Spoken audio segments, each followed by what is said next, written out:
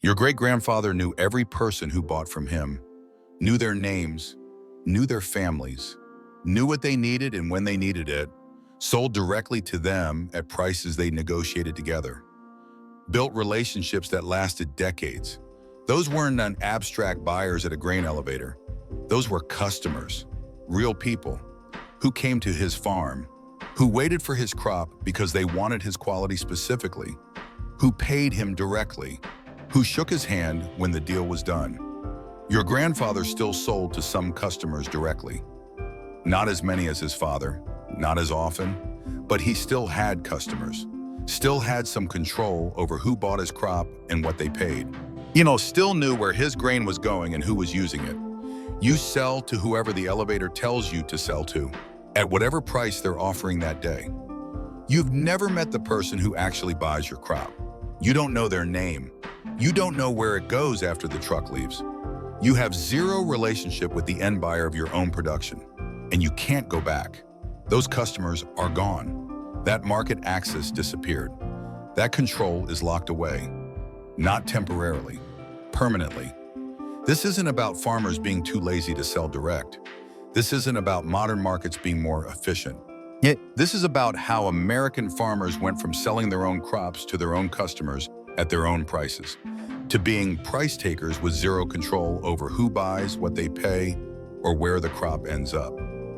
Fellow farmers, your grandfather had leverage. When a buyer offered too little, he could wait, could sell to someone else, could find another customer. He wasn't stuck. He wasn't dependent.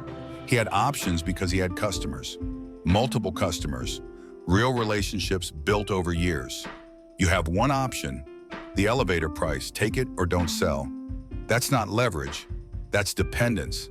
3 reasons this happened, 3 changes that seemed logical when they arrived.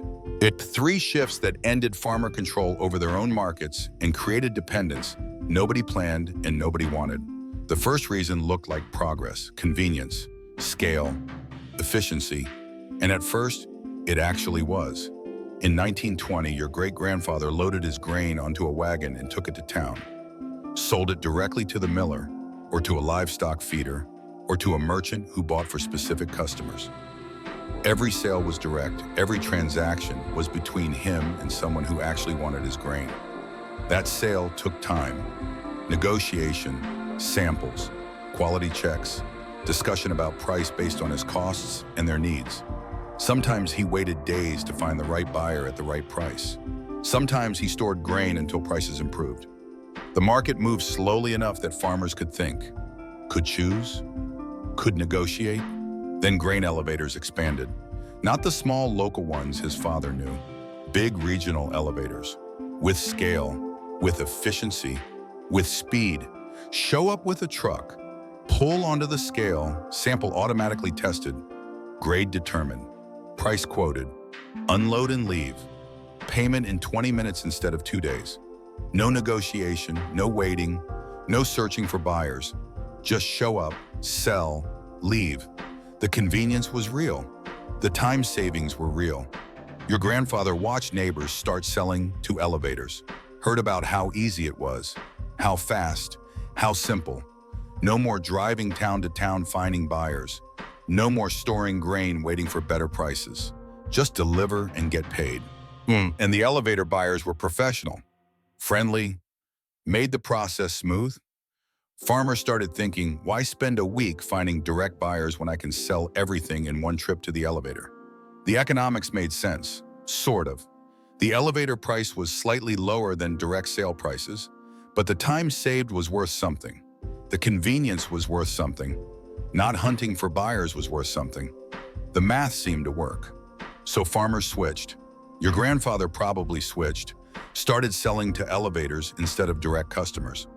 Thought he was choosing efficiency, thought he was modernizing, didn't realize he was trading customer relationships for corporate convenience, trading price control for price taking, trading independence for dependence.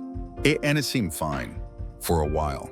The elevator prices seemed reasonable, the convenience was real, the speed was valuable during busy seasons. It looked like progress. But here's what your grandfather didn't see coming. Once farmers stopped selling direct, the direct buyers disappeared. The millers who bought direct, they started buying from elevators instead. The livestock feeders who bought from farmers switched to elevators. The merchants who bought for specific customers, gone, out of business. The infrastructure of direct sales collapsed, not slowly, fast. Within 10 years, most direct buyers were gone. Because why would they buy from individual farmers when they could buy everything from one elevator?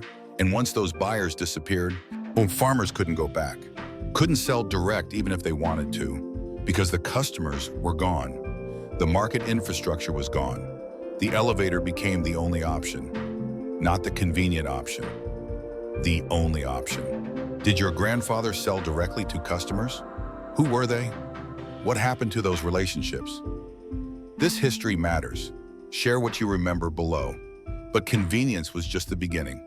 The second reason made dependence permanent: infrastructure, consolidation, scale, corporate control.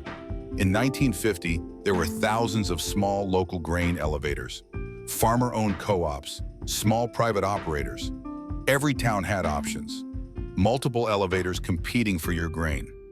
If one offered a bad price, so you drove to another, competition kept prices honest, kept leverage with farmers. Then consolidation started. Small elevators bought by bigger ones. Local co-ops absorbed by regional corporations. Private operators selling to national companies. Every year, fewer elevators, less competition, more concentration. By 1970, many towns had 2 elevators instead of 5. By 1990, many had 1.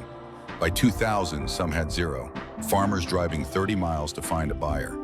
And as elevators consolidated, they built infrastructure farmers couldn't match.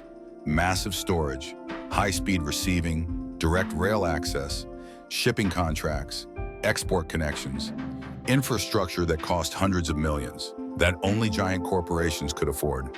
Check your grandfather's small, direct sales couldn't compete with that, couldn't match that scale, couldn't access those export markets, couldn't ship direct to Japan or China or Europe. He needed the elevator infrastructure to reach those markets. So dependence deepened.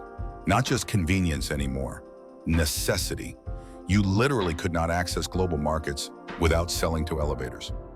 The infrastructure farmers needed was controlled by corporations farmers didn't own. And as competition disappeared, so did leverage. When 5 elevators compete for your grain, you have options. When 1 elevator controls the region, you have no options. They set the price. You take it. No negotiation, no alternatives, no leverage. Your grandfather watched this happen. Watched local elevators close. Watched options disappear. Watched prices get worse as competition declined. But what could he do? He needed someone to buy his grain, and the elevator was the only buyer left. Then it got worse, because consolidation didn't stop at elevators. The corporations that owned elevators started buying the companies that milled grain, and the companies that made food, and the companies that exported. Vertical integration. One corporation controlling every step from your field to the final customer. Which means they're not just buying your grain. They're controlling what price you get, what price they sell for, and keeping all the profit in between. You get squeezed on both ends. Lower prices paid to you, higher prices charged to end users, and the corporation captures everything in the middle. Your great-grandfather sold direct and captured the full value. Your grandfather sold to independent elevators and got most of the value. You sell to vertically integrated corporations that control the entire chain and leave you with whatever margin they decide to give you. How many grain elevators are left in your area compared to when your grandfather farmed? Who owns them now? This consolidation affects every farmer. Share what's happened in your region below. The third reason locked it all in place. And this one's pure legal control. Production contracts, forward contracts, marketing agreements, delivery commitments. Yes, an entire legal framework that turns farmers from independent sellers into contracted suppliers with zero flexibility. In 1950, your grandfather grew a crop and sold it to whoever offered the best price when he was ready to sell. His crop, his decision, his timing, his customer choice. That's what ownership meant. Now, you sign a contract before you plant, Agreeing to sell a specific amount at a specific quality to a specific buyer at a price determined months before harvest. You're committed before the seed goes in the ground.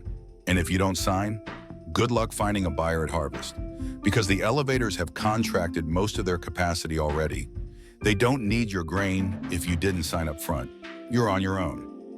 And on your own means desperate, which means terrible prices. So you sign, because not signing means being locked out completely.